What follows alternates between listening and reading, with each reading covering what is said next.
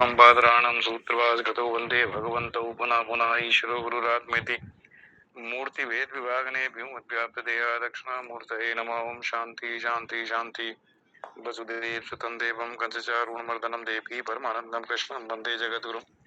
नमस्ते रामचंद्राय माधवाय नमो नमः गोविंदाय नमस्तुभ्यं। नमस्ते परमात्मने अद्वैत ब्रह्म रूपाय ज्ञान गम्याय ते नमः। नमः पूर्णारम्भाय माधवाच्युतात्मने श्री परमात्मने नमः। श्रीमद् भगवद गीता पहुने में भी तीतानी जन्मानि तब चार्जुन धान्यम वेद सर्वाणि नैत्वं वेद परम तप अजो अपि सन्नो व्यात्मा भूतानाम ईश्वर विसन प्रकृतिम स्वामधिष्ठा संभवात आत्माया यदा यदा हि धर्मस्य ग्लानिर्भूत्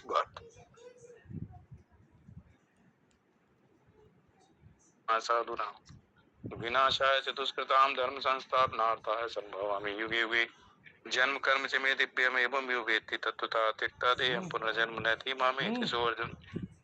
वीतराग भया क्रोधा मन मया मां पाशुता भयभो ज्ञान तपसा पूता मध्वा मागता ये रामां प्रपदन्ते तांस्ते भजाम्यहं मम वर्तानुवर्तन्ते मनुष्य सर्वसा। जय श्री कृष्ण। देखो छठे अध्याय का जो श्लोक नंबर 29-30, तो 29वां जो श्लोक है ये ज्ञानी के लिए था। कल काफी इस पर चर्चा हुई थी।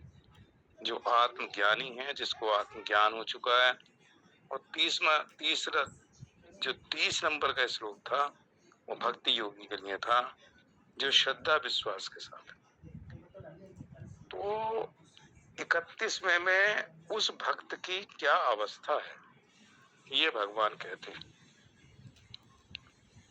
तो 29 में कहा था, उसमें आत्मा की बात हुई। ज्ञान योगी जो है वो आत्मा में स्थित रहता, संसार से संबंध विच्छेद करता है, प्रकृति से मेरा कोई संबंध नहीं है और मैं नित्य शुद्ध बुद्ध नित्य आत्मा हूँ। इस आत्मा ही मेरा वास्तविक स्वरूप है। और ये विचार करता करता ये ज्ञान होने के बाद जन्म मरण से मुक्त हो जाता है, मतलब वो संसार से संबंध विच्छेद करता है। और भक्ति योग में वो संसार में परमात्मा को देखता है कि परमात्मा ही परमात्मा है, परमात्मा के अलावा कुछ नहीं है। यो माम पश्यति सर्वम च मयि पश्यति, यो माम पश्यति सर्व, सब जगह उसी परमात्मा को देखता है। तो वो परमात्मा के साथ अभिन्न हो जाता है और ये आत्मा के साथ अभिन्न होता है। लेकिन उसकी दृष्टि हर जगह परमात्मा के साथ है। इसकी दृष्टि में संसार से संबंध विच्छेद करना है, आत्मा में स्थित होना। वो संसार में परमात्मा को देखता है, मतलब संसार में परमात्मा की सत्ता है, परमात्मा ही अधिष्ठान है, परमात्मा के अलावा दूसरी कोई चीज है ही नहीं, चर हो या अचर। तो यो माम पश्यति सर्वम च मयि पश्यति तस्याहं न प्रणश्यामि, वो मेरे लिए अदृश्य नहीं होता। सचे में न प्रणश्यति, वो मेरे लिए अदृश्य नहीं होता, मैं उसके लिए अदृश्य नहीं होता। क्योंकि हर जगह हर प्राणी में, पशु हो पक्षी हो मनुष्य हो, देश हो काल हो पदार्थ हो, हर जगह उसे परमात्मा का ही स्मरण रहता है कि हर जगह परमात्मा ही परमात्मा है। संसार जो प्रतीत हो रहा है ये मिथ्या है, इसके अंदर जो सत्य है वो परमात्मा है, बाकी सब मिथ्या है। ये परिवर्तनशील है, सत्ता इसको परमात्मा देता है। तो इस तरह से उसकी दृष्टि में परमात्मा के साथ अभिन्न हो जाता है। तो उसको कहते हैं कि जब परमात्मा, देखो ज्ञान में क्या होता है, दो से एक हो जाते हैं, वो एक ही रहता है, अद्वैत हो जाता है, द्वैत नहीं रहता, अद्वैत होता है ज्ञान में। और भक्ति में भक्त और भगवान, तो ये कहते हैं ज्ञान में दो से एक होते हैं, मतलब एक ही रह जाता है। और भक्ति में एक से दो होते हैं, एक भक्त और एक भगवान है, वास्तव में एक ही। लेकिन भक्ति के लिए मैं भक्त हूँ और ये मेरे भगवान, मैं मेरा उपासक हूँ और ये मेरे उपास्य, इनकी मैं उपासना करता हूँ। तो उसको एक आनंद की, एक प्रेम की अनुभूति होगी और उस प्रेम के कारण वो मुक्ति नहीं चाहता। वो चाहता है कि मैं भगवान के लोक में जाऊं और भगवान के साथ नित्य बना रहूं। क्योंकि यहाँ भगवान के साथ वो अभिन्न हो गया, हर जगह उससे परमात्मा ही परमात्मा दिखाई पड़ता।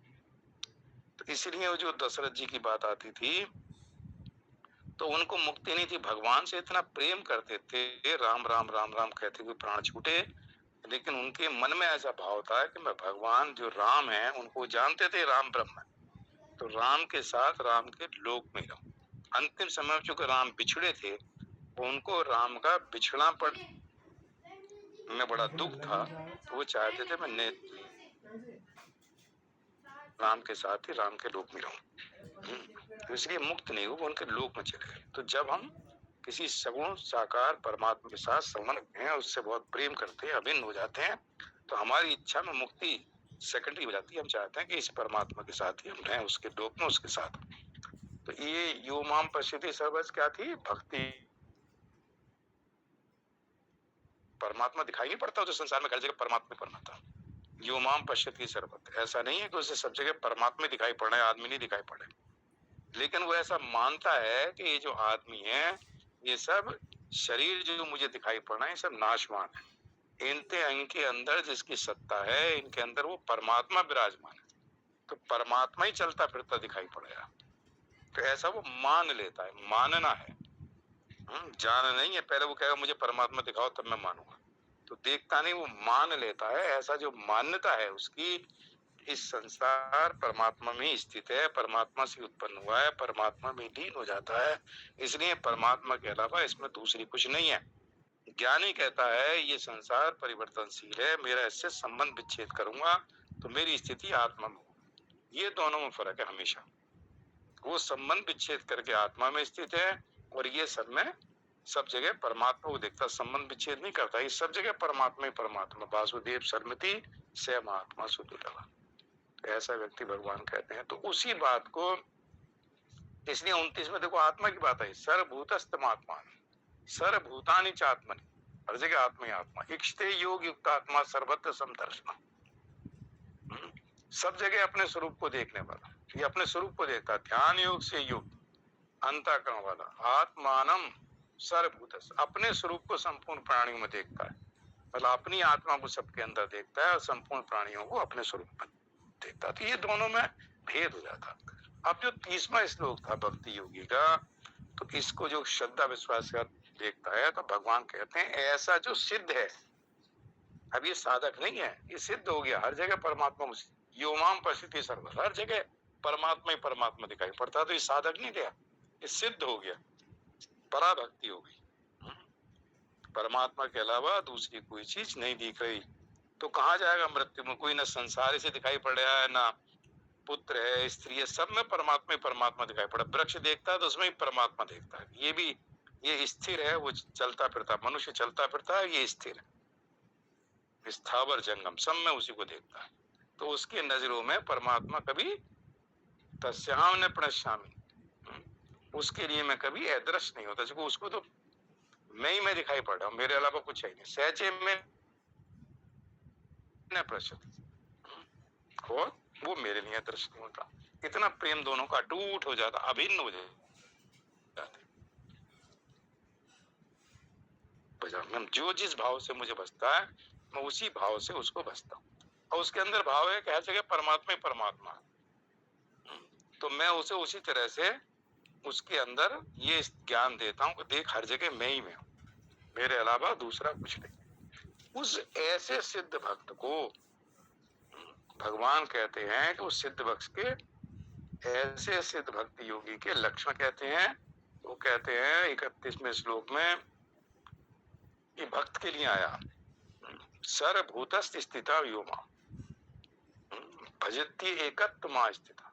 देखो भजन करता है कैसा, सर्वभूतस्थ स्थिति स्थितम व्योमा, एकत्वम अस्थित, मुझ में एक ही भाव से स्थित हुआ, एक ही भाव से स्थित हुआ, मतलब एक ही भाव है, परमात्मा ही परमात्मा, दूसरा भाव ही नहीं है उसके अंदर कि ये चलता फिरता मनुष्य है, ये पशु है, ये चर है, ये पेड़ है, कुछ नहीं, एक ही भाव से, एक ही भाव है बस उसका। सब जगह योमाम पश्यति सर्व, हर जगह उसे ये मानता है कि सब अनेक रूपों में एक ही परमात्मा अनेक रूपों में संसार में दिखाई दे रहे, रूप अलग अलग है, नाम रूप उपाधि अलग है, लेकिन इनके परमात्मा ही परमात्मा है। तो वो कहते हैं एक ही भाव से स्थित हुआ जो भक्ति योगी या योगी को भक्ति योगी का सर्वभूत संपूर्ण प्राणियों में स्थित मेरा भजन करता। बताओ उसका भजन कैसा है? संपूर्ण प्राणियों में स्थित जो परमात्मा है, या आत्मा नहीं है, परमात्मा है, वो मेरा भजन करता है। तो सर्वथा वर्तमान भी सब कुछ बर्ताव करता हुआ भी से योगी मई वर्तते, मुझ में ही बर्ताव कर रहा, अर्थात नित्य निरंतर मुझ में ही स्थित है। तो परमात्मा उसकी कभी नजर से ओझल नहीं होता। तो वो कहते हैं ऐसे व्यक्ति का बर्ताव भी मुझ में ही है। तो ये स्थिति है जो भक्ति योगी की परमात्मा के साथ अभिन्नता है, भिन्नता नहीं है, एकत्वम आस्थिता, एक भाव से, एक ही भाव से स्थित हुआ। अब देखो ये है भक्ति योगी का। और ज्ञान योगी का जो बताते हैं वो बताते हैं 13वें अध्याय में।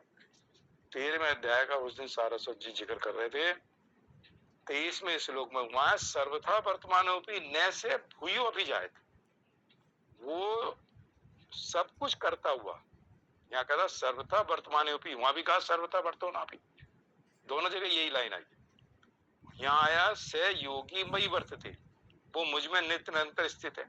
और ज्ञानी का कहता न से भूयो अभिजायत, उसका जन्म मृत्यु नहीं होता। तो ज्ञानी जो है उससे पहली लाइन क्या है? ये एवं व्यक्ति पुरुषम प्रकृति से गुण से, जो प्रकृति को गुणों के साथ और पुरुष को, मतलब त्रिगुणात्मक प्रकृति को और पुरुष को जानता है, तत्व से जानता है। ये जानता है प्रकृति के त्रिगुणात्मक प्रकृति को तत्व से जानता है पुरुष को।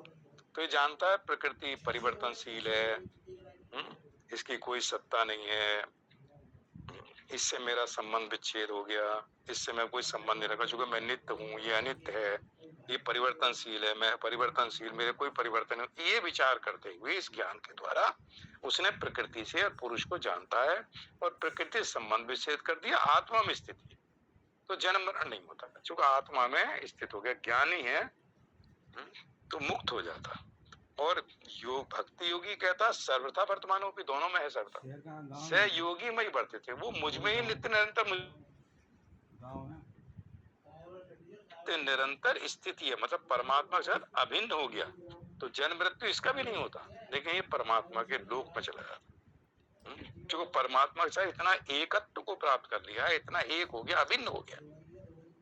तो इसको संसार में कोई वो नहीं है कि कोई इच्छाएं हैं, संसार में कोई चीज है, कुछ नहीं, कोई कामना है पदार्थों की, बस परमात्मा ही परमात्मा को देखता। लेकिन परमात्मा के साथ दो होते हुए भी, भक्त और भगवान का होते हुए भी, दो होते हुए भी अभिन्न हो चुका परमात्मा के साथ। तो ऐसा भक्ति योगी जो परमात्मा के लोक को चला जाता, जो परमात्मा के साथ अभिन्न हो गया, उसे परमात्मा का दिखाई नहीं पड़ता, और वो निर्गुण निराकार आत्मा को देखता ज्ञानी। ये सगुण निराकार परमात्मा को देखता। तो इसको भगवान ने कहा है, वो 31वें जो 13वें अध्याय का श्लोक है, उसमें ज्ञानी का और इसमें भक्ति का, तो दोनों कह दिया। दोनों जन्म मरण नहीं हो रहे, लेकिन भक्ति इस तरह की हो कि परमात्मा एक ही परमात्मा है, दूसरा कोई है ही नहीं, सब प्राणियों में एक ही है।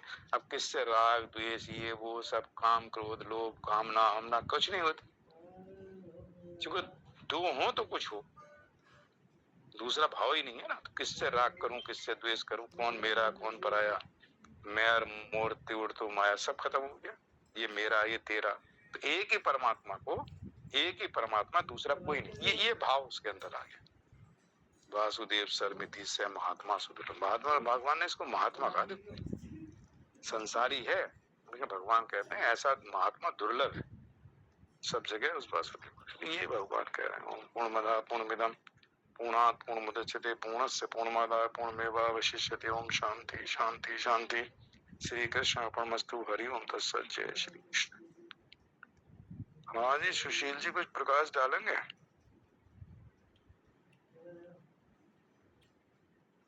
जय श्री कृष्ण। नहीं ठीक है।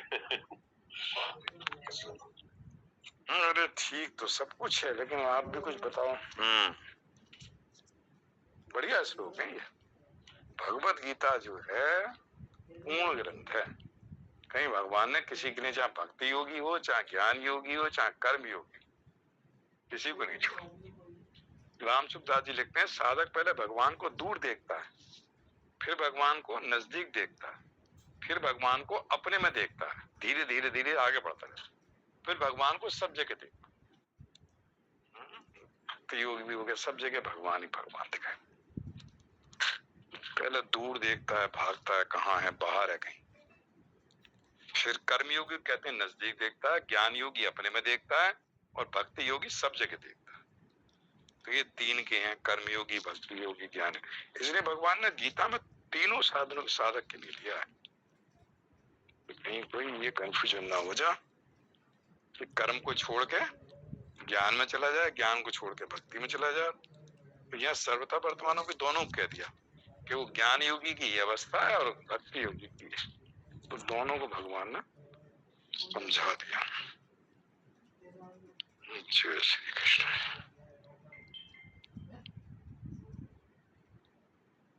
जय श्री कृष्ण। आभा दीदी भजन सुनाओ एक।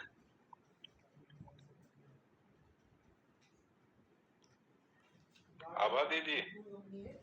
जय श्री कृष्ण। तो भजन सुने।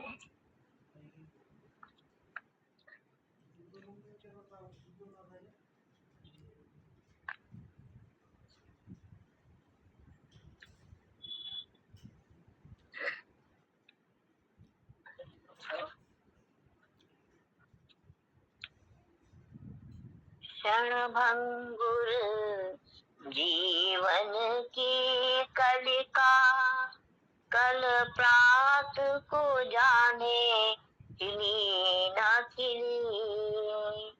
मलयाचल की शीतल मंद सुगंध समीर मिली न मिली। कलिकाल कुठार लिए फिरता, तन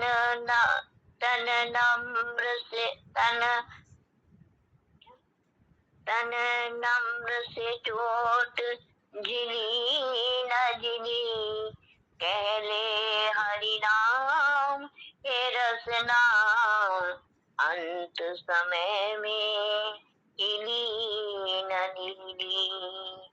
कहले हरि नाम रसना, अंत समय में हिली न हिली।